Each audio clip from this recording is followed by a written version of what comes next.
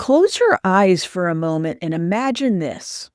You wake up tomorrow morning, and for the first time in months, maybe years, you're not just surviving your day, you're actually excited about what's possible. Now, here's what I find fascinating. Most career advice tells trauma survivors to just push through or fake it till you make it. But what if I told you that the very thing that makes you different, your lived experience with trauma, is actually your greatest professional asset? What if the skills you've developed to heal and survive are exactly what the workplace needs? There's something beautiful that happens when we stop trying to hide our healing journey and start honoring it as part of our career story. But here's the challenge. How do you know when you're ready? How do you distinguish between the voice of your healing and the voice of your fear?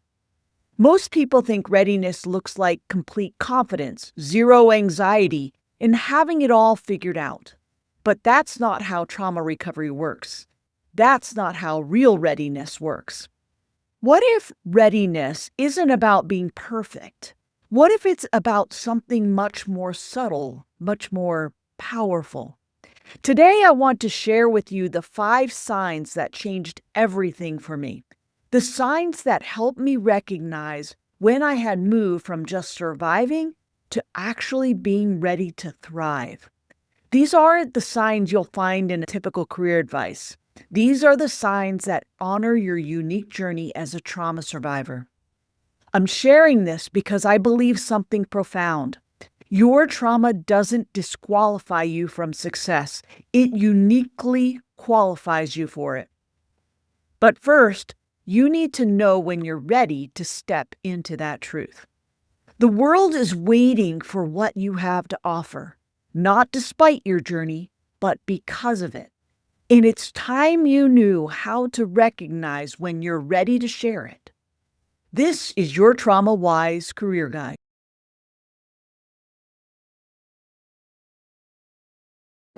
Did you know that trauma impacts how we navigate our careers, but most career advice ignores this reality? Imagine feeling confident and safe at work while honoring your healing journey.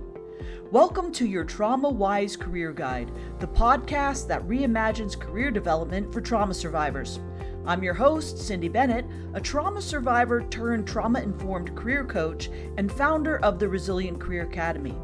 If you're navigating your career while honoring your healing journey, you are in the right place. Let me paint you a picture. You're sitting in your kitchen one morning, maybe it's coffee, maybe it's tea, and you catch yourself making plans for next month instead of just trying to survive today. It's such a small moment, but it hits you like lightning. Something has shifted. This is the problem so many of us face. The transition from survival to stability is often invisible. We're so conditioned to focus on crisis management that we miss the subtle signs of our own healing. We wait for some dramatic moment of arrival, some clear signal that we're ready. But healing doesn't work that way. In survival mode, everything feels urgent. Every decision, no matter how small, feels overwhelming because your nervous system is on constant high alert. You're managing trauma responses, navigating triggers, and you're just trying to get through each day. The idea of taking on something new, like a career change, a promotion, or even a new project, feels impossible. But here's what I've learned. Readiness isn't about perfection. It's about capacity. And there are 5 specific signs that indicate you're moving from survival to stability. Sign number 1, your energy isn't consumed by just getting through each day. When you're healing, you start to notice you have energy left over after handling your daily responsibilities. I know something had shifted when I found myself having enough mental space to consider what I actually wanted to do with my evening, rather than just collapsing into whatever required the least effort. You can think beyond today. You have moments of genuine curiosity about new opportunities, and decision-making doesn't feel quite so exhausting. Sign number 2, you can sit with discomfort without it derailing you. Trauma leaves us with heightened sensitivity to discomfort, but as we heal, we develop greater capacity to tolerate the inevitable discomfort that comes with growth. I realized I was ready when I could feel nervous about something without that nervousness consuming my entire week. The anxiety was still there, that's normal, but it wasn't running the show anymore. Sign number 3, you can envision a future that excites you, even a little bit. During deep trauma recovery, it's nearly impossible to imagine any future, let alone an appealing one. But as we heal, our capacity to dream gradually returns. For me, this started small, wondering about that workshop I bookmarked, imagining work that energized rather than drained me. These weren't grand visions, just quiet what-if moments that felt hopeful rather than overwhelming. Sign number 4, your support system feels genuinely supportive, not just necessary for crisis management. In survival mode, relationships often revolve around crisis management. But I knew things had shifted when my conversations began including my goals and dreams, not just my struggles.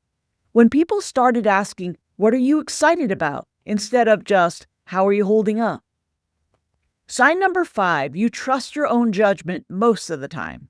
Trauma can severely undermine our confidence in our own decision-making.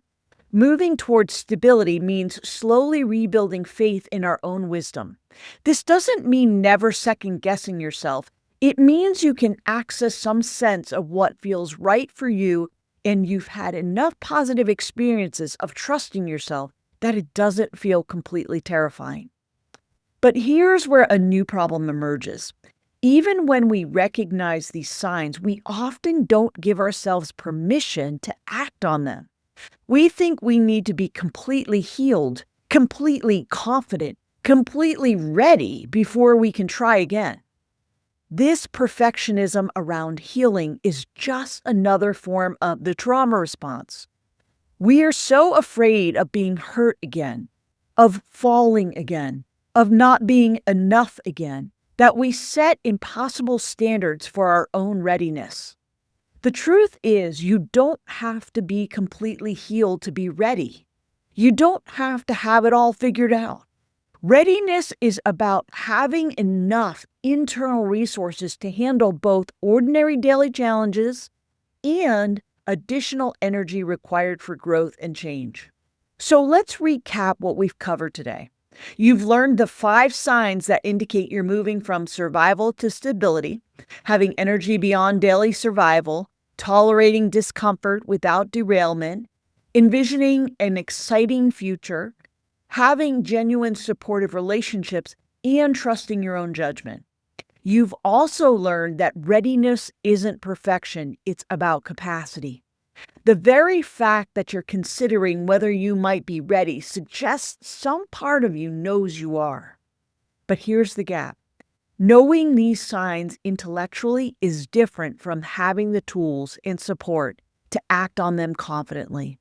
You might recognize yourself in these signs, but still feel uncertain about what your next step should be, or how to take it without compromising your healing journey. If you're ready to bridge that gap, if you want personalized guidance on how to navigate your next career move while honoring your trauma recovery, I invite you to book a free Resilient Career Discovery session with me. In this 30-minute call, we'll assess where you are in your healing journey, identify your specific career goals, and create a trauma-informed action plan that feels safe and sustainable for you. You can book your session at CindyBennettConsulting.com. I'll link it in the show notes below. During our call, you'll get clarity on your next steps, tools to manage any anxiety or triggers that come up, and most importantly, permission to trust yourself and your readiness. If you don't take action on this readiness you're sensing, you might spend months or even years waiting for a perfect moment that never comes, missing opportunities that could transform not just your career, but your entire relationship with your own capabilities and worth. Before we wrap up, I want to share something that might surprise you. The moment I knew I was truly ready wasn't when I felt completely confident.